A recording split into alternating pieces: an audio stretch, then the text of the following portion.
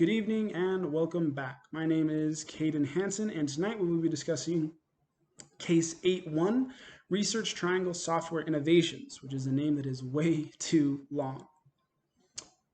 So the situation is that Steve uncovers a potential conflict of interest when a subordinate has chosen one client's software to use in another separate client's engagement.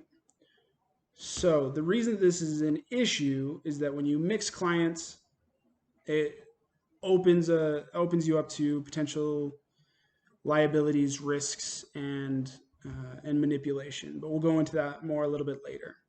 I picked this case because, in my experience, relationships are what lead to fraud.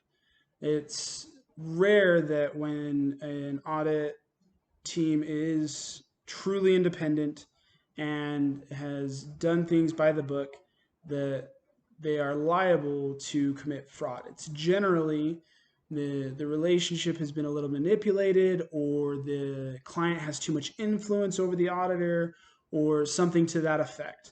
And so this is a really easy way where to see that, but one simple, probably innocent decision in just connecting two people who can serve each other's interests opens an auditor up to potential problems. So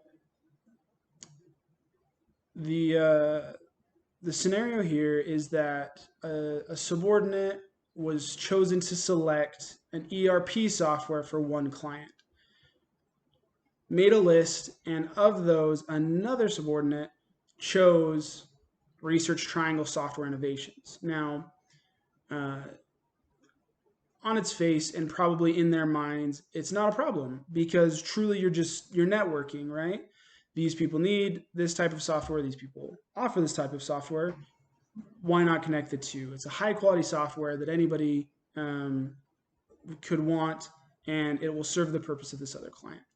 Now, the reason that it's an issue is that it becomes a lever in which either client can use against the auditor, and it gives them a little bit more power when there's a potential conflict. So, for example, without this lever, the auditor-client relationship is very simple. The auditor provides a service, and if the client doesn't like the decision that the auditor makes, he said, sorry, this is independent. These are your options. You can either make the adjustments or take a less than ideal audit decision.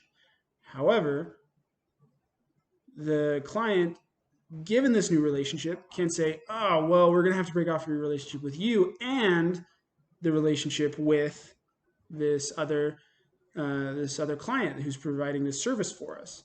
That hurts revenue streams for both, and the relationship is taxed on both, all because one person had a little bit more potential to influence the other. And the same thing if there's a conflict not involving the auditor, meaning if the software doesn't work out, or if either the software provider or the other client acts dishonestly, it reflects poorly on the auditor, who wouldn't have known any different, but because they recommended it, it becomes an issue. So Steve is in this position where he uncovers this. It's probably mostly innocent. However, action at this point must be taken. When considering his options, it's clear that inaction, just letting it lie, is an unethical decision, at least in my mind, because the risk and liability to the audit firm affects your independence, your integrity, your loyalty to that firm, and your ethics as a CPA and as an auditor. So option number one is to maintain the current deal, but disclose and acknowledge everything that you can.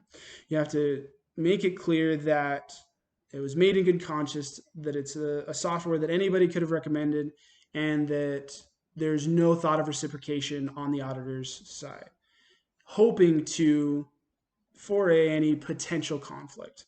Option number two is to break off the deal and offer another software provider to the other client. The reason that this is more difficult, and I should mention that this is the more ethical decision, the reason that it's more difficult is that it hurts both relationships. It hurts the software provider and it hurts the other relationship, in that you look bad if you change your mind. You look bad if you break out of a deal, and you're taking a potential revenue stream away from them, and you're delaying the service that they asked you to provide. As is most often the case, the more ethical decision is more difficult.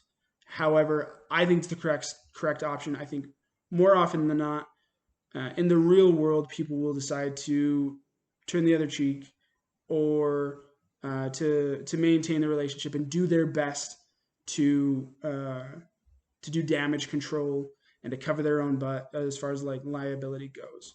However, standing up for what's right and maintaining independence is a better long-term strategy for the business, and maintains your own ethical values in a way that that option number one just won't.